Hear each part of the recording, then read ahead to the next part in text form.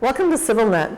My guest today from Australia is Stepan Kerkyasharian, who is Multicultural Commissioner in New South Wales, and he has been in that position for nearly 2 decades. 24 years.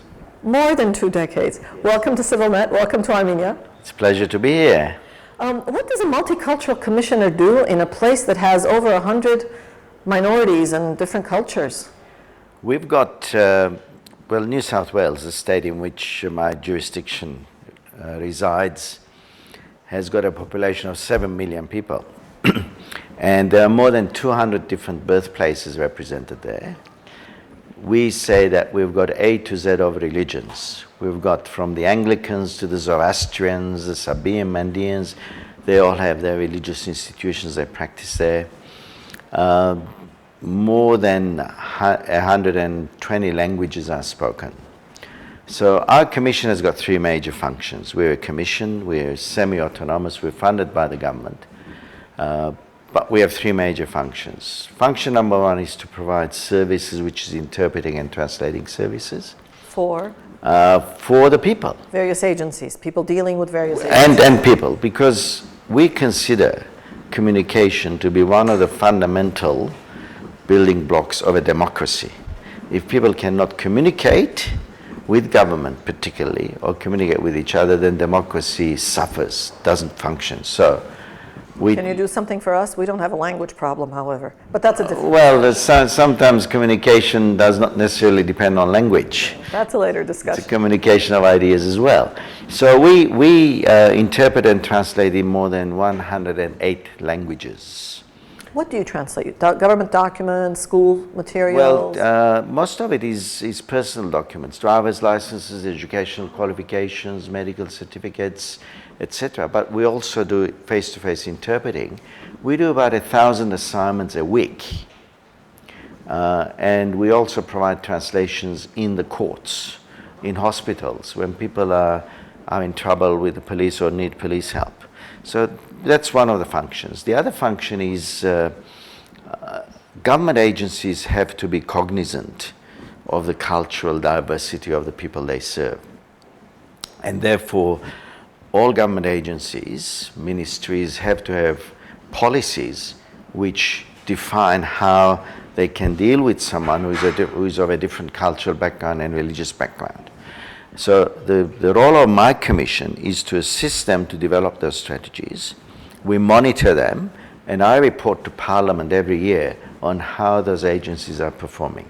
So for example, agency X is not able to meet whatever needs, or such and such minority group consistently complains about something. Yes.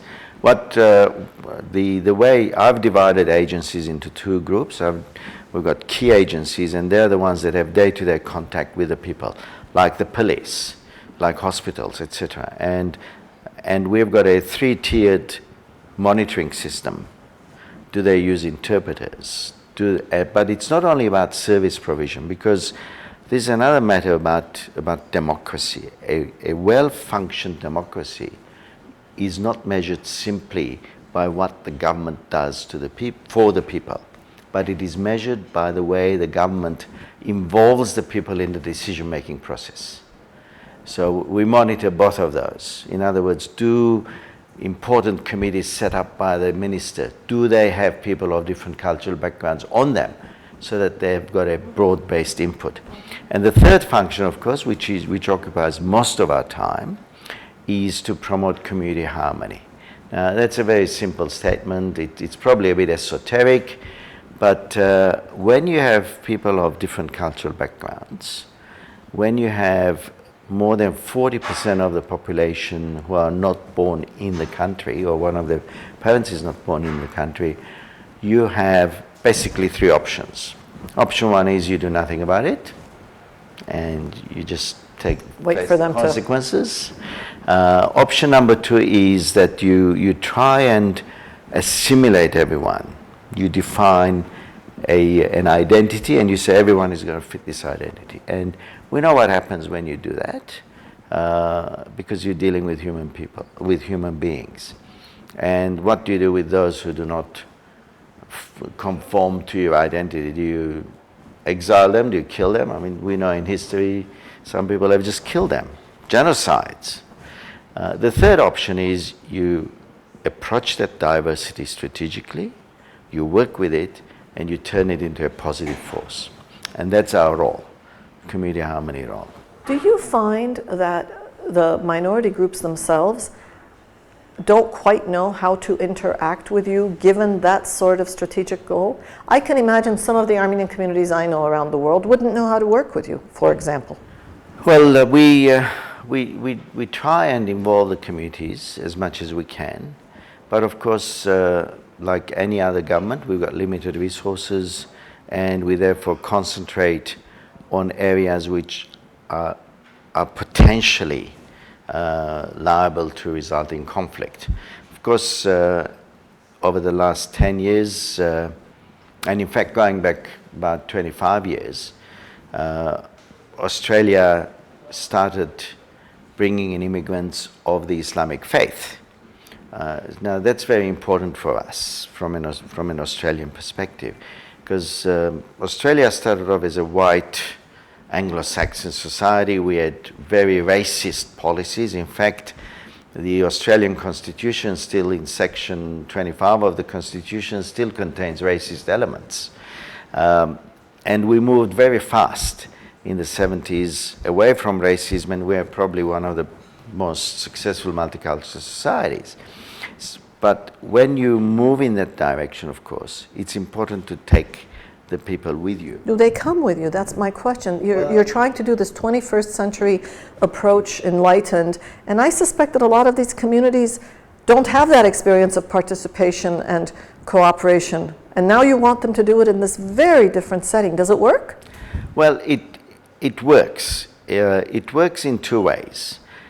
Those who participate benefit, and they benefit greatly. Those who don't participate, they have a passive, static situation, but it doesn't lead to conflict. How does the Armenian community participate, for example? The Armenian community, regrettably, does not participate. And I know that's a very sort of I'm not surprised. very abrupt statement. For anywhere. There are individuals who have been very successful, who participate. We now have a minister in the state government, Minister for Transport, very senior rank. I think I have sort of participated to a great extent. I've got, I'm also president of the Anti-Discrimination Board. But we've got another person who is the shadow treasurer at the federal level, and if there's a change of government, he's most likely to be the treasurer of the country, which is the second highest political position one can attain. But these have been done on the basis of individual initiatives. We also have a councillor in local government and someone who was a mayor a couple of years ago. But these are all individual initiatives. The reason for not participating, I think, is probably deep-seated, because I believe, and this is my personal view, it's probably very controversial, and a lot of people will say, why is he talking like that? I compare the Armenian community in the diaspora to other communities. We tend to continue to be separate from the country in which we reside. We don't take ownership. And if there's a conflict in the country, one of the first things we do is, how can I get a passport and get out of this place? We do it in our own country as well. Well, I know. I mean, I've got a very interesting position on it. I've said to some very senior people in Armenia, when they asked me when I first came here 3 years ago, they said, how do you find Armenia? I said, well, in the whole of human history, I've not come across a nation or an ethnic entity which has succeeded in gaining its independence, gaining control of its lands, and immediately decided to leave. And I think, and that's where I compare Armenians in the diaspora to other diaspora communities, where they say we're part of this nation. So if there is an issue in Australia, our view should be it's not the problem of the Australians. It's our problem as well. We are part of this nation.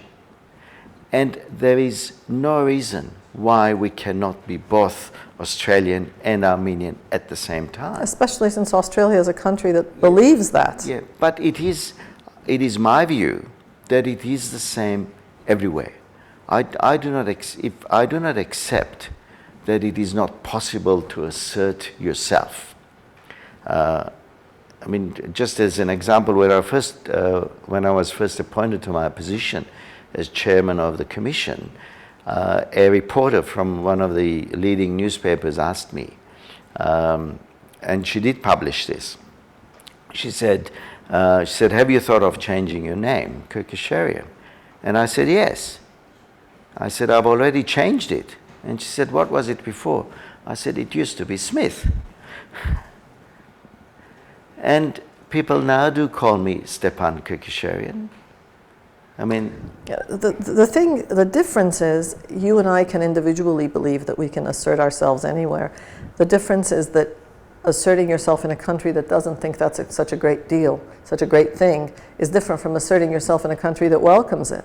So in Australia, one would think this is where that sort of integrated lifestyles should work. Well, let me give you another example. We've got political parties in the diaspora, and I've been to some of their meetings, not only in Australia, but in other countries. And when they meet the local branches or whatever, they discuss Armenian politics. They never discuss the politics of the country they're living in. Now, a political party is a political party, and the politics of the country they're living in should be their business, and it's not. And it's that kind of mentality. Given that sort of inclusiveness and multicultural, multinational approach that Australia has adopted, how do you think that affects Australia's foreign policy, specifically regarding the countries of its peoples, like Armenia? Well, I think it will be fair to say that Australia, and I'm not an expert on foreign policy, but as a layperson observing it, to a great extent, Australia is highly dependent on the United States. And therefore, its foreign policy has to be guided by the foreign policy of the United States. However, in the last maybe 2 decades, with the rise of China, not only as an economic power, not only as a political power, but also as the most significant trading partner of Australia, Australia is increasingly finding itself in a situation where it has to balance its allegiance and dependence on the United States and its dependence on China for its economic well-being and for potential defense. So it is, and now how does this relate to your question? This relates to your question in the sense that there's a very large Chinese diaspora in Australia. And therefore, just about every Chinese event that I go to, there are very senior Australian politicians present. It is almost impossible to go to any Chinese community event without an Australian politician of non-Chinese background being there and demonstrating how they do value the Chinese community. And of course, being a democracy as well, where there are concentrations of minority groups, depending on their level of concentration, you will see that that would determine the level of attention they would get, particularly at election times. So the policy of multiculturalism does translate to also political dialogue and possible political influence, if not on international affairs, certainly on local matters. Have you found that the diaspora, in Australia in this case, behaves any differently after an independent republic has come into existence? There was certainly a lot of excitement when Armenia became independent. There's no question about it. There was a lot of concern when the war was on in Artsakh. People were coming forward saying, how can we help? How can we help? However, that enthusiasm has probably waned. And there are probably a number of reasons for that. But the independence of Armenia should have been a catalyst for a new era and for a new, not only level, but form of interaction between Armenia and diaspora. It should have been strategic, and I don't think it is. It may be, but I'm not aware of it. I think that some of the political differences, party political differences between political allegiances of the diaspora as against Armenia, I don't mean party political differences within Armenia, but diaspora versus Armenia, did have a negative influence to a great extent. But I think that by now, Armenia should have had developed a very comprehensive strategic approach to interact with the diaspora and to essentially draw on the expertise, loyalty, nostalgia which exists and which can become a very powerful voice and force. Now, I'm aware that some work is being done by the Ministry for the Diaspora. I'm aware that some networks of experts are being established, but I think it would be most appropriate for the government of Armenia to publish a comprehensive strategy.